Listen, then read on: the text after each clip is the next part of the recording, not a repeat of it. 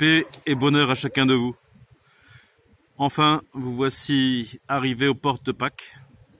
Et dans ce vendredi, samedi et dimanche, vous avez pris le temps de regarder ainsi tout ce mystère qui se déployait.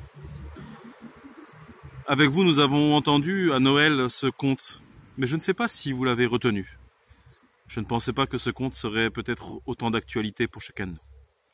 Il était une fois en haut d'une montagne 3 petits arbres qui rêvaient à ce qu'ils voudraient devenir quand ils seraient grands. Le premier arbre regarda les étoiles qui brillaient comme des diamants au-dessus de lui, serment fait à Abraham d'une multitude d'enfants de la promesse. « Je veux abriter un trésor, dit-il. Je veux être recouvert d'or et rempli de pierres précieuses pour devenir le plus beau coffre à trésors du monde. » Le deuxième arbre regarda le petit ruisseau qui coulait vers l'océan. « Je veux être un grand voilier, dit-il. Je veux naviguer sur les vastes océans et transporter des rois puissants.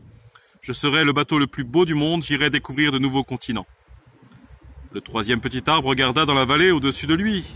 Il vit la ville, les hommes et la foule. « Je ne veux pas quitter cette montagne. Je veux pousser si haut que les gens, lorsqu'ils me regarderont, penseront à Dieu.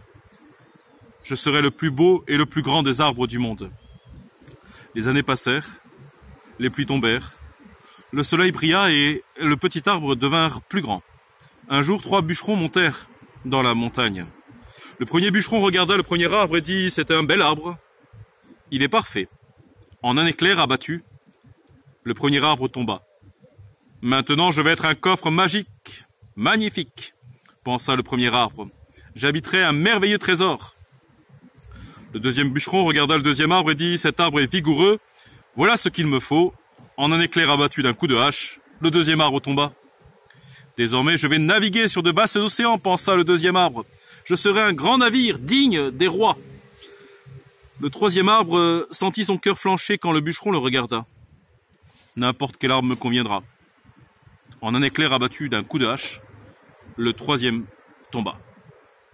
Le premier arbre se réjouit lorsque le bûcheron l'apporta chez le charpentier. Mais le charpentier était trop occupé pour penser à fabriquer des coffres.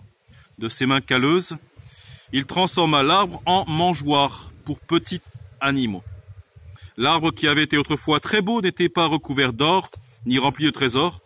Il était rempli de paille, de grains de blé pour nourrir les animaux affamés de la ferme. Le deuxième arbre sourit quand le bûcheron le transporta vers le chantier naval. Mais ce jour-là, nul ne songeait à construire un voilier.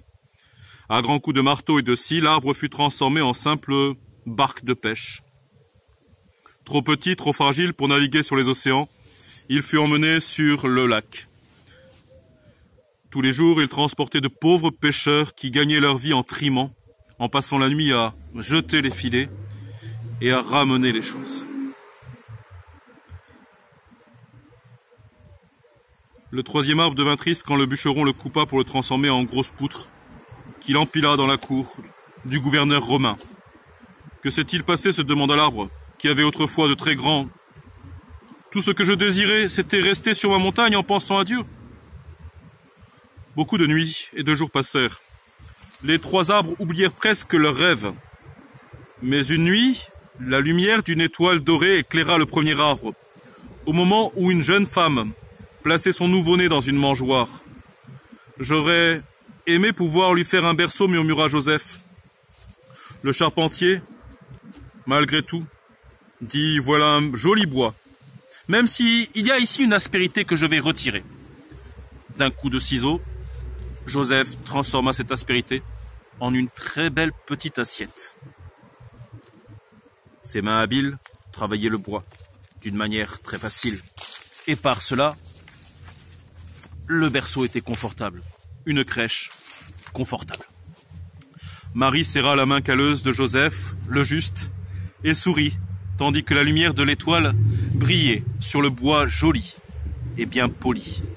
« Cette mangeoire est magnifique, dit-elle, et soudain le premier arbre sut qu'il renfermait le trésor le plus précieux du monde. Mais devenir simplement une assiette, il ne comprenait pas pourquoi on lui avait fait mal pour devenir une assiette. D'autres jours et d'autres nuits passèrent, mais un soir, un voyageur fatigué et ses amis s'entassèrent dans une vieille barque. Dans cette barque qui s'était épuisée. Tandis que le deuxième arbre voguait tranquillement sur le lac, les voyageurs, endormis, se retrouvèrent dans une tempête. L'orage éclata, la tempête se leva. Le petit arbre trembla, il ne pouvait pas porter tous ces hommes dans leur barque. Il se leva, l'homme qui était dans la barque écarta les bras et dit « Paix !» La tempête se calma aussitôt. Et soudain, il y avait une ambiance particulière. On aurait dit que le temps s'était arrêté.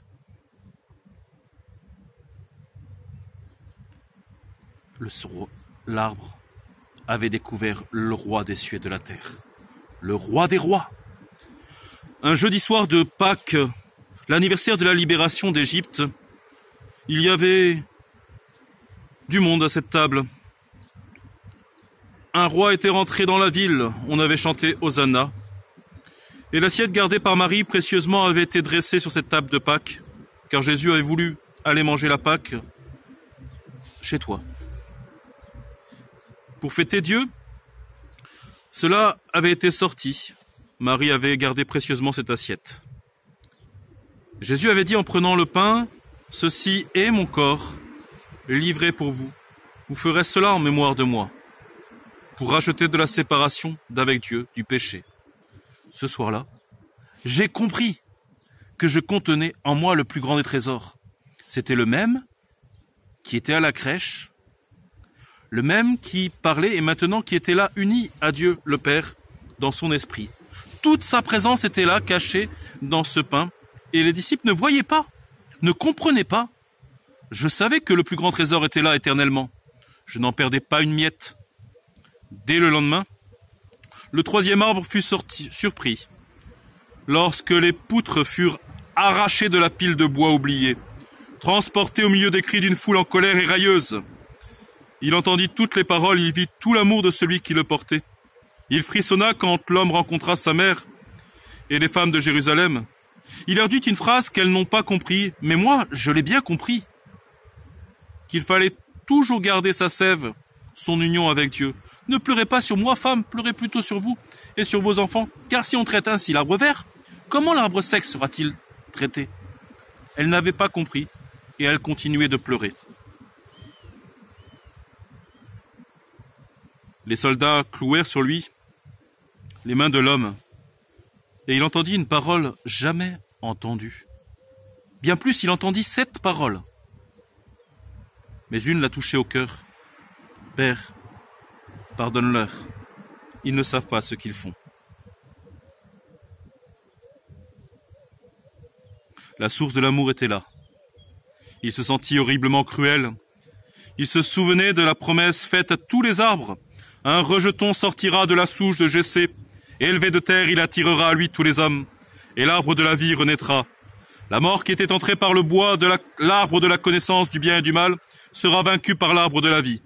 Cette phrase, chaque petit arbre s'en souvenait bien, car depuis le jour où l'arbre de la connaissance du bien et du mal avait pris le pouvoir, la mort avait atteint la création.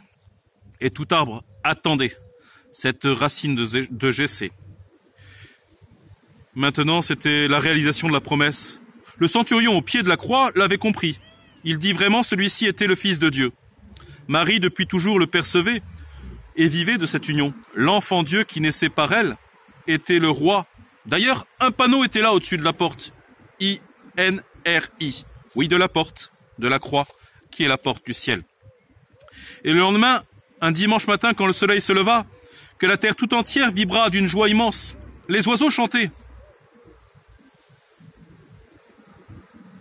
Et tous disaient leur joie. Ils avaient découvert un chant nouveau. Toute la création, tout l'amour de Dieu avait été transformé. Et ils avaient rendu le premier arbre beau. Il avait rendu le second arbre fort. Et chaque fois que les gens pensaient au troisième arbre, ils pensaient à Dieu. C'était beaucoup mieux que d'être le plus grand, que d'être le plus précieux, et que d'arpenter toutes les mers de la terre. Dieu a un plan de bonheur pour nous. Ses voies ne sont pas les nôtres, mais elles sont toujours meilleures si nous lui faisons confiance. Découvrons ce soir celui qui nous fait confiance, celui qui nous appelle à avoir de grands désirs de grands rêves, celui qui nous appelle à voir grand, à être grand avec lui. Il vient pour nous se faire bébé, pour nous faire grandir en enfants de Dieu et vivre sa Pâque au milieu de nous. Alors entrons vivement dans cette promesse, dans cette grande promesse de bonheur pour nous. C'était le conte que vous avez entendu à Noël.